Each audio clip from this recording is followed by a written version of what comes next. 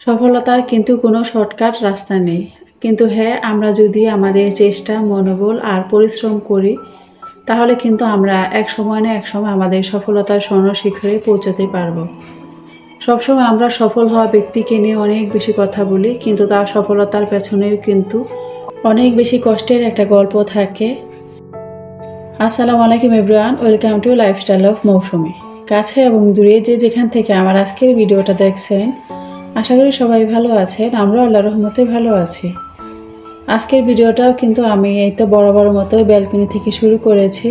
আর আজকের ভিডিওটা খুব সকাল থেকেই কিন্তু শুরু করেছি। বাহিরে খুব সুন্দর পাখি ডাকছিল, সাথে হালকা রোদ ছিল, আর আমার গাছগুলোতেও মাশাআল্লাহ দেখছিলাম সুন্দর করে কিন্তু ফুলগুলো ফুটে আছে। এখানে যে চন্দ্রমল্লিকা গাছটা দেখতে পেলেন, এই গাছটা কিন্তু আমার গত বছরের। যখন এই গাছটা কিনে নিয়ে এসেছিলাম, কয়েকটা ফুল দেওয়ার পরে কিন্তু শীতের সিজনটা শেষ হয়ে যায়, আর তারপরে কিন্তু আর কোনো ফুলও হয়নি। এই একটা বছর আমি এনাকে অনেক বেশি যত্ন করেছি, আর অবশেষে মাশাআল্লাহ গাছটাতে অনেক বেশি কলি হয়েছে। এখন আমি ফুলের অপেক্ষায় আছি। এই যে একটা চিঠি দেখছেন, এটা কিন্তু আমাদের মতো ছোট ছোট ইউটিউবারদের একটা বড় স্বপ্ন। এটাকে তো আমরা অনেকেই সোনার হরিণ বলেও কিন্তু পরিচিতি দিয়েছি। আর এই সোনার হরিণ অর্জন করা কিন্তু অনেক বেশি কষ্টের একটা কাজ, অনেক ধৈর্য, পরিশ্রম আর অনেক সময় সাপেক্ষ। যদিও অনেকের কাছে এই জিনিসটা হয়তো কিছুই না, তারা হয়তো খুব সহজেই এটা অর্জন করতে পারে, কিন্তু আমার কাছে মনে হয় আমাদের মতো যারা ছোটো ছোটো ইউটিউবার রয়েছি তাদের কাছে কিন্তু এই জিনিসটা অনেক বেশি মূল্যবান। আমার আগের চ্যানেলের জন্যই কিন্তু এই অ্যাডসেন্স লেটারটা এসেছে। আমি এটা যদিও অনেক দিন হয়েছে এসেছে, কিন্তু এখনও এই পিন দিয়ে আমি সেট আপ করিনি। তারপরে অনেক দিন পরে মনে হলো যেহেতু আমার হাতে এসেই গিয়েছে, তাই আমি পিনটা দিয়েই দেই। যেহেতু ওই চ্যানেলটা নিয়ে এখন আর কোনো কাজ করি না, তাই কিন্তু ওই চ্যানেল নিয়ে আমার এত বেশি চিন্তা হয় না। ইউটিউবে এসে একটা জিনিস খুব ভালো করে বুঝতে পেরেছি, এখানে টিকে থাকতে হলে অনেক বেশি ধৈর্যের প্রয়োজন। আমরা হুট করে একটা চ্যানেল খুললাম, তারপরে হয়তো 5 থেকে 6টা ভিডিও আপলোড করলাম, আর আমাদের একটা ভিডিও ভাইরাল হয়ে গেল, সাথে সাথে আমরা মনিটাইজ অন করে ফেললাম, আর প্রতি মাসে আমরা অনেক বেশি ডলার ইনকাম করলাম। এই স্বপ্ন নিয়ে যারা ইউটিউবে এসেছে একদমই কিন্তু ভুল। মনিটাইজ হলেই যে টাকা আর টাকা, বিষয়টা কিন্তু এমন একদমই নয়। আমার ওই চ্যানেলটা যদি অনেক দিন হয়েছে মনিটাইজ হয়েছে, তারপরেও কিন্তু এই অ্যাডসেন্স লেটারের জন্য যে মিনিমাম ডলারটা প্রয়োজন, সেটা জোগাড় করতেও কিন্তু আমার বেশ সময় লেগে গিয়েছিল। আর এখন চলে আসি ভিডিও রিলেটেড কিছু কথা বলার জন্য। আজকের দিনটা আমার জন্য একটু স্পেশাল। আর আজকে মুদার হচ্ছে স্কুলের ক্লাস পার্টি, তাই কিন্তু সকাল থেকে একটু কাজগুলো শেষ করে ওকে একটু রেডি করে স্কুলে নিয়ে যাব। শীতের এই সময়টাতে আমার কাছে সকালবেলা ডিম দিয়ে ভাত ভাজা এটাও কিন্তু ভীষণ ভালো লাগে। আর আজকে কিন্তু আমি ডিম দিয়ে ভাতটাকে ভেজে নেব। গতকাল রাতে যে ভাত রান্না করেছিলাম, বেশ অনেকগুলো ভাত ছিল, আর তারপরে কি করার, এতে এখন একটু ভাত ভেজে আমরা মা মেয়ে খেয়ে স্কুলে চলে যাব আর কি। সময় কত দ্রুত চলে যায়, তাই না? মুনতাহা গত বছর স্কুলে ভর্তি করিয়েছি, আর এই বছরই দেখতে দেখতে ও কেজি থেকে ক্লাস 1-এ উঠে যাবে ইনশাল্লাহ। আর আজকেই ওদের ক্লাস পার্টি, তারপর থেকে পরীক্ষা শুরু হয়ে যাবে। আর পরীক্ষা শেষ করে সব শেষ করে দেখা যাবে ও আর কেজিতে থাকবে না, তখন আল্লাহ যদি চায় তাহলে 1-এ উঠে যাবে। বাচ্চারা কেন যেন খুব তাড়াতাড়ি বড় হয়ে যায়, চোখের পলকে সব সময় শেষ হয়ে যায়। এখন এই যে অল্প বয়সটা রয়েছে, ওরা কিন্তু এই যে বয়সটা নিয়ে একদমই সন্তুষ্ট নয়। প্রতিবারই আমার কাছে বলে কখন আমার 7 বছর শেষ হবে, কখন 8 বছর হবে, কখন আমি ক্লাস 1-এ উঠব। কিন্তু যখন একটা সময় বড় হয়ে যাবে, তখন কিন্তু ছোটোবেলার এই স্মৃতিগুলোই অনেক বেশি মনে পড়বে, আবার ফিরে যেতে চাইবে এই সময়টাতে। আমরা যেহেতু গ্রামের মফস্বল স্কুলগুলোতেই পড়াশোনা করেছি, আর আমাদের স্কুলে কিন্তু কোনো প্রকারের ক্লাস পার্টি এসব ছিল না। বছর শেষে দেখা যেত যারা এসএসসি পরীক্ষা দিত তাদের বিদায় অনুষ্ঠান নামে একটা অনুষ্ঠান হতো, কিন্তু এখন বাচ্চাদের দেখা যায় প্রতি বছরেই তাদের ক্লাস পার্টি থাকে, আর এই সময়টার জন্য কিন্তু অনেক অপেক্ষা করে থাকেন।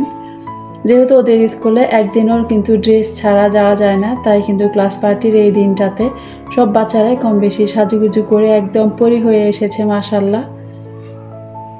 আর আমার এই ছোট্ট বুড়িটারও দেখছি অনেকগুলো ফ্রেন্ড হয়ে গিয়েছে। সে আমাকে বলছিল, দেখো এটা আমার নতুন ফ্রেন্ড, এটা আমার গতকাল ফ্রেন্ড হয়েছে।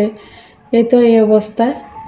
তারপরে বেশ অনেকক্ষণ এখানে মজা করেছে, আর এখন চলে এসেছি বাসায়। যদিও তারা ওইখানে কেক কেটেছিল, চকলেট দিয়েছিল, আর এখন সাথে করে একটা মুরগ পোলাও দিয়ে দিয়েছে। আর এখন এটা বাসায় নিয়ে এসে ওকে আমি খাবারটা দিয়ে আমি আমার কাজগুলো করে নেব। দিনের বেলাতে যদিও মনে হয় অনেক বেশি গরম গরম একটা অবস্থায়, কিন্তু তারপরে সন্ধ্যার পরে হালকা শীত পড়ে, আর এজন্য কিন্তু শীতের কিছু কাপড় আমি একটু রোদে দিয়ে দেব। গত বছর যেহেতু শীতের কাপড়গুলো খুব সুন্দর করে ধুয়ে শুকিয়ে এই বক্সটাতে রেখে দিয়েছি, আর এখানে দেখছি যে কাপড়গুলো রাখার পরে যেরকম রেখেছি একদম কিন্তু ঠিকই রয়েছে। আর এই অর্গানাইজার ক্লথিং স্টোরেজটা কিন্তু অনেক বেশি উপকারী আমার কাছে মনে হয়েছে। আর এখন যে যে কাপড়গুলো খুবই প্রয়োজন সেই কাপড়গুলো একটু রোদে দিয়ে আমি অন্যান্য কাজগুলো শুরু করব। আমার আজকের ভিডিওটা যদি আপনাদের কাছে কোথাও কোনো অংশ ভালো লেগে থাকে তাহলে প্লিজ একটা লাইক দিয়ে কন্টিনিউ করবেন। যারা আমার চ্যানেলে আজকেই নতুন চাইলে আবার চ্যানেলকে সাবস্ক্রাইব করে আমার চ্যানেলের পাশেই থেকে যেতে পারেন। আর যারা এই কাজটি অলরেডি করে ফেলেছেন আপনাদের অসংখ্য ধন্যবাদ ও ভালোবাসা। প্রতিনিয়তই কিন্তু আমার ভিডিওগুলোতে নতুন নতুন বন্ধুরা যুক্ত হয়েছেন, আপনাদের অসংখ্য ধন্যবাদ। সবসময় আপনারা আমাকে এভাবে সাপোর্ট করবেন, আমার পাশে থাকবেন। আপনাদের সাপোর্ট ছাড়া কোনোভাবেই কিন্তু এগিয়ে যাওয়া সম্ভব নয়। তারপরে দুপুরে হালকা পাতলা রান্না করে নিয়েছি, আর এখন সকালে যে ধনিয়া পাতাগুলো আর কাঁচামরিচগুলোকে ভালো করে ধুয়ে পরিষ্কার করে রেখেছিলাম এগুলো এখন পানি জড়ে গিয়েছে, আর এখন এই তো ছোটো ছোটো করে কেটে তারপরে আমি ফ্রিজে রেখে দিব। ধনিয়া পাতাগুলো দেখা যায় ফ্রিজে এইভাবে যদি রাখা হয় তাহলে কিন্তু খুব তাড়াতাড়ি নষ্ট হয়ে যায়, তাই যদি এইভাবে একটু কেটে ধুয়ে পানিটা ঝরিয়ে কেটে রাখা হয় তাহলে কিন্তু অনেক দিন পর্যন্ত ভালো থাকে, আর রান্না করার সময়ও কিন্তু কোনো ঝামেলা হয় না। কাঁচামরিচগুলোকেও কিন্তু আমি ধুয়ে পানি জড়িয়ে নিয়েছি, এখন একটা বক্সে রেখে দেব। আর বক্সের তলায় কিছুটা টিস্যু দিয়েছি যাতে করে কোনো প্রকার এক্সট্রা পানি যদি থাকে এই টিস্যুটাই টেনে নিয়ে যাবে। আর এই তো এইভাবে কিন্তু আমি নর্মাল ফ্রিজে রেখে দেব। আর সারাদিন এত কাজ করেছি এখন কিন্তু খুবই ক্লান্ত মনে হচ্ছে, তাই আজকে ভেবেছি 1 কাপ কড়া করে কফি বানিয়ে খাবো। আর সেই সাথে প্রথম যে কথাগুলো বলেছি আপনাদের সাথে আরও কিছু কথা বলি। আমরা সবসময় সফল হওয়া ব্যক্তির কথাগুলোই শুনে থাকি, কিন্তু তার সফলতার পেছনে যে একটা গল্প থাকে, তার অক্লান্ত পরিশ্রম, চেষ্টা আর ইচ্ছে থাকে, এটা কিন্তু আমরা কখনোই শুনতে চাই না। সফলতার কিন্তু আসলে কোনো শর্টকাট রাস্তা নেই যে আমরা লিফটে একটা চাপ দিলাম আর সফলতার স্বর্ণশিখরে পৌঁছে গেলাম। এটা কিন্তু একদমই হবে না। একটু একটু করে সিঁড়ি দিয়ে কষ্ট করে তারপরে সফলতার কাছে পৌঁছতে হবে। আর এই জন্যই মহান আল্লাহর নামে আমাদের সর্বোচ্চ চেষ্টা করা উচিত সফলতা পাওয়ার জন্য। কথা বলতে বলতেই কিন্তু আমার কফিটা বানানো হয়ে গিয়েছে, আর এখন কফি খেতে খেতে আপনাদের মাঝ থেকে বিদায় নিয়ে নেব। যারা এতক্ষণ পর্যন্ত আমার ভিডিওর সঙ্গে ছিলেন আপনাদের অনেক অনেক ধন্যবাদ ও ভালোবাসা জানিয়ে আজকের ভিডিওটা এখানে শেষ করব। সবাই ভালো থাকবেন, সুস্থ থাকবেন। আল্লাহ হাফেজ। আসসালামু আলাইকুম।